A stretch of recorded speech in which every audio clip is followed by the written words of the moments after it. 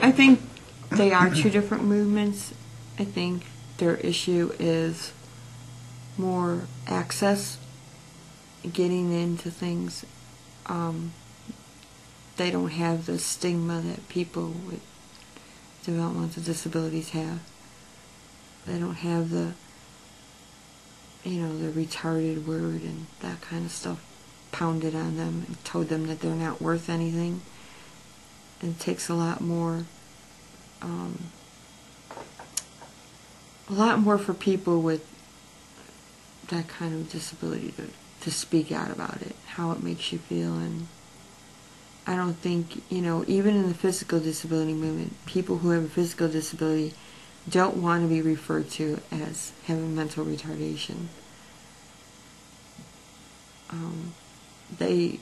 And that's why they don't want to, some people don't want to interact with people who have that label because of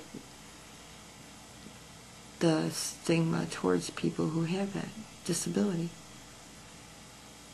The label is, you don't want to be seen as that, so you don't. And I think that also people who have a disability, even if they have it, don't want to try to admit that they have it or get labeled because of the stuff that goes along with it. Mm-hmm. And I think that they also are able to think of things faster and do things faster and make decisions faster than people first groups, self-advocacy groups like that. It's slowed down. It's more detailed, simple language, pictures, not so much words all the time. But for people to really truly understand it, you have to break it up into easier concepts so people can understand how it relates to their life. Some of the things that you work on in the self-advocacy movement are, especially at a national level, are huge. Looking at bills and looking at different things and getting people interested in why they should work on that if it doesn't matter to them. How does it affect your life, or how does it affect your friend's life? Just that whole understanding of what it all means. In society, labels you as something different as that, and the stuff you've gone through, put in institutions, kids not liking you, hit, call names, spit at, people beating you up because of the label. Not a lot of friendships.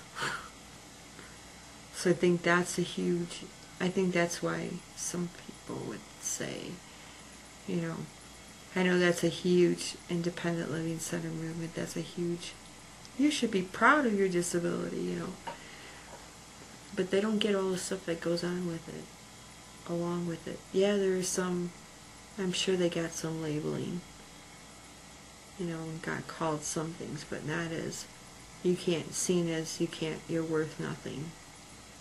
I think one of the things that the self-advocacy movement does is accept you for who you are. And it doesn't look at your disability. It looks at person. And you're not called consumer, you're not called client, you're not called, you're called by your name. And you get met at the level that you're at.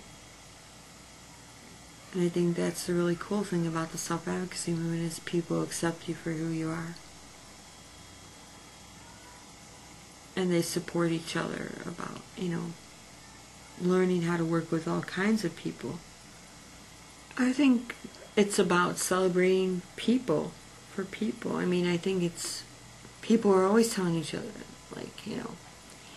after stuff is done, what a great job people have done, and pointing out people's best things about them.